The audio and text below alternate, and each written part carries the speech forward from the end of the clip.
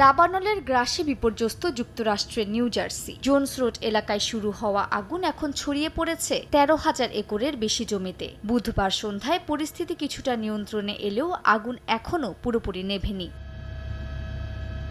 দাবানলের কারণে বেশ কয়েকটি গুরুত্বপূর্ণ মহাসড়ক বন্ধ হয়ে গেছে এবং বহু মানুষ বিদ্যুৎহীন অবস্থায় দিন কাটাচ্ছেন। তবে এখন পর্যন্ত কোনো প্রাণহানির খবর পাওয়া যায়নি। ব্যবসা প্রতিষ্ঠান ও যানবাহনের ব্যাপক ক্ষয়ক্ষতি হয়েছে।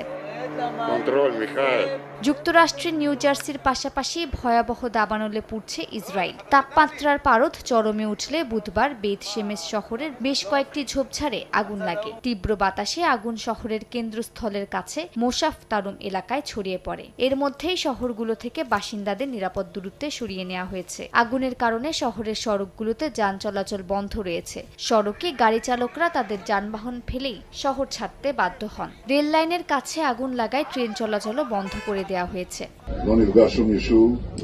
দাবানল পরিস্থিতি পর্যবেক্ষণ করতে যান ইসরায়েলের প্রধানমন্ত্রী বিনিয়ামিন নেতানিয়াহু। তিনি হেলিকপ্টার সহ সব ধরনের বিমান ব্যবহার করে আগুন নিয়ন্ত্রণের নির্দেশ দিয়েছেন এবং আন্তর্জাতিক সহায়তা চেয়েছেন। তবে সামাজিক যোগাযোগ মাধ্যমে অনেকেই প্রাকৃতিক এ দাবানলকে গাজায় চলমান আগ্রাসনের বিরুদ্ধে প্রকৃতির নির্মম ও নীরব প্রতিশোধ হিসেবে আখ্যা দিয়েছেন।